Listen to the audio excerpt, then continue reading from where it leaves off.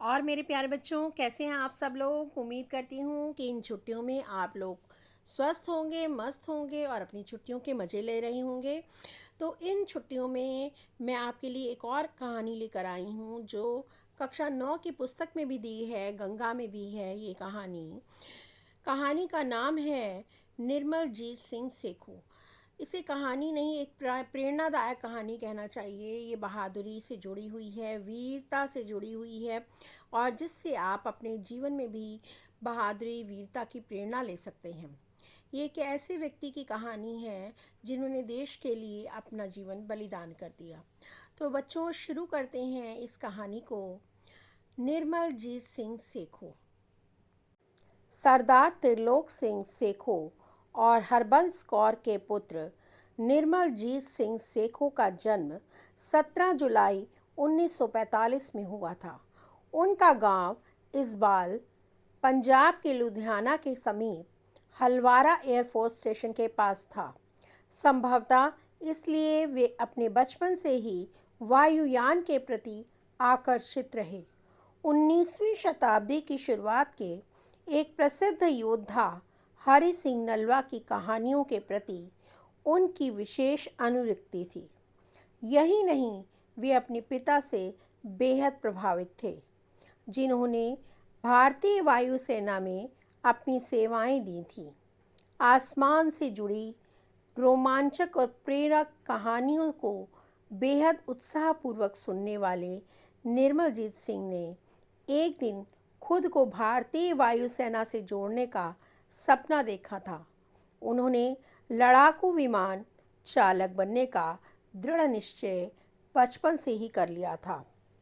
तो बच्चों, यहाँ पर आप देख रहे हैं कि कोई भी बहादुरी की कहानियाँ जब हम पढ़ते हैं या वीरता से संबंधित कहानियाँ पढ़ते हैं तो उनसे हमें अपने जीवन में कहीं ना कहीं प्रेरणा मिलती है। हमारा अंतःकरण, हमारा मन जो है, कभी ना कभी उन कहानियों को सुनकर प्रभावित होता है। तो निर्मलजीत सिंह सेखो भी थे। उन्होंने हरि सिंह नलवा के बहादुरी से बहुत अधिक प्रभावित थे, अपने पिता से बहुत अधिक प्रभावित थे, जिसके कारण उन्होंने वायुसेना से जोड़ने का सपना देखा था। तो आगे बढ़ते हैं। निर्मलजीत सिंह ने लुधियाना के समीप अजित सरमोही में स्थित खालसा हाई स्कूल से अपनी शिक्षा प्राप्त की तथा मैट्रिक की परीक्षा में प्रथम श्रेणी में उत्तीर्ण हुए। उन्होंने सन 1962 में दयाल बाग इंजीनियरिंग कॉलेज आगरा में दाखिला लिया। नेशनल कैडेट कोर एनसीसी में कैडेट रहते हुए निर्मलजीत सिंह ने एरो मॉडलिंग में अपनी गहरी रुचि प्रदर्शित की। हालांकि 1965 के युद्ध में उन्होंने भारतीय वायुसेना में शामिल होने के अपने सपने को साकार करने के लिए बीच में ही इंजीनियरिंग की पढ़ाई छोड़ दी। अनेक बाधाओं के बावजूद निर्मलजीत सिंह सेखो की आकांक्षा जल्द ही पूरी हो गई। 4 जून 1967 को उन्हें भारतीय वायुसेना में नियुक्ति मिल गई। चूंकि वे बहुत लंबी कद काठी के थे, इसलिए उनके लिए छोटे लड़ाकू विमान नेट के में बैठना असहज था। हालांकि जल्द ही वे इन लड़ाकू विमानों नेट्स को उड़ाने में सिद्धहस्त हो गए। अपने उदार और मैत्रीपूर्ण स्वभाव के लिए पहचाने जाने वाले निर्मलजीत सिंह को सभी प्यार से भाई कहकर बुलाते थे। अक्टूबर 1968 में वे फ्लाइंग ऑफिसर के रूप में फ्लाइंग बुलेट्स कही जाने वाली संख्या 18 स्क्वाड्रन में शामिल हो गए। तो देखिए बच्चों, किस तरह से निर्मलजीत ने आसमान में उड़ते हुए शत्रुओं का सामना किया। आसमान की सुरक्षा। 1971 में पाकिस्तान ने भारत के उत्तरी पश्चिमी भागों में हवाई हमले द्वारा युद्ध छेड़ दिया। कई हवाई क्षेत्र पाकिस्तानी वायुसेना के हवाई हमलों के शिकार हो गए। भारत श्रीनगर में हवाई सुरक्षा के लिए किसी एयरक्राफ्ट को नहीं रख सकता था, क्योंकि इस संबंध में 1948 में एक अंतर्राष्ट्रीय समझौता हुआ था। लेकिन युद्ध के कारण कश्मीर घाटी की सुरक्षा के लिए श्रीनगर में नेट स्क्वाड्रन टुकड़ी को रखा गया था।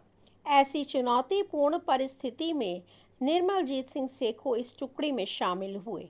उन्होंने जल्द ही अपने को भयानक ठंड के अनुकूल ढाल लिया और निर्भीकतापूर्वक पाकिस्तानी वायुसेना को मुंह तोड़ जवाब दिया। 14 दिसंबर को पेशावर हवाई अड्डे से उड़ान भरने वाले पाकिस्तानी वायुसेना के F-86 सैबर जेट फाइटर ने श्रीनगर हवाई क्षेत्र पर हमला शुरू कर दिया। फ्लाइंग ऑफिसर निर्मलजीत सिंह सेखो उस वक्त मुस्तैदी के साथ ड्यूटी पर तैनात थे।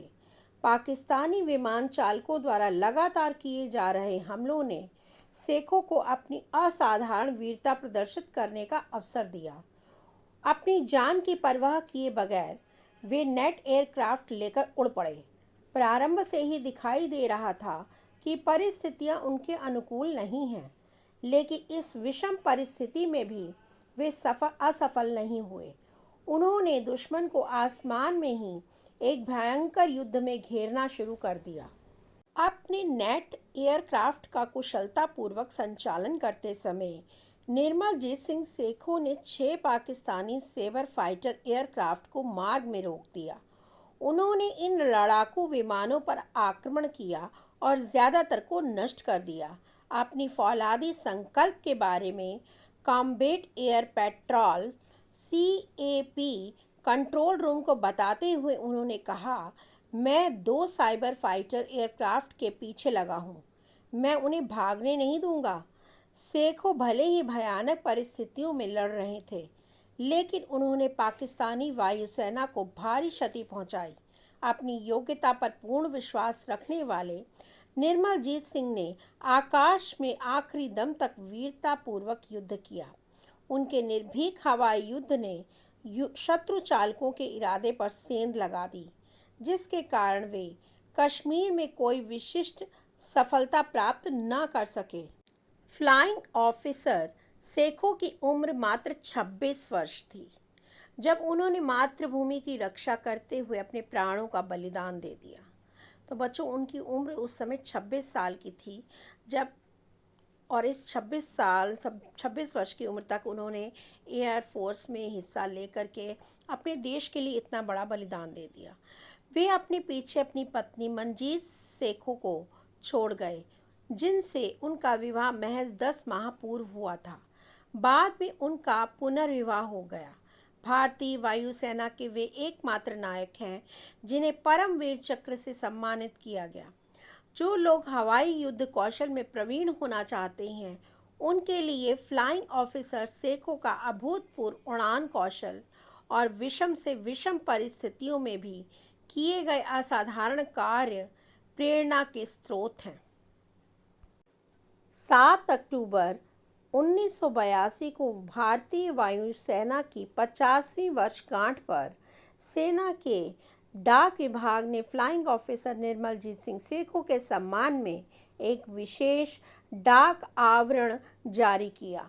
सन 2000 में 50वें गणतंत्र दिवस के अवसर पर भारत सरकार द्वारा आप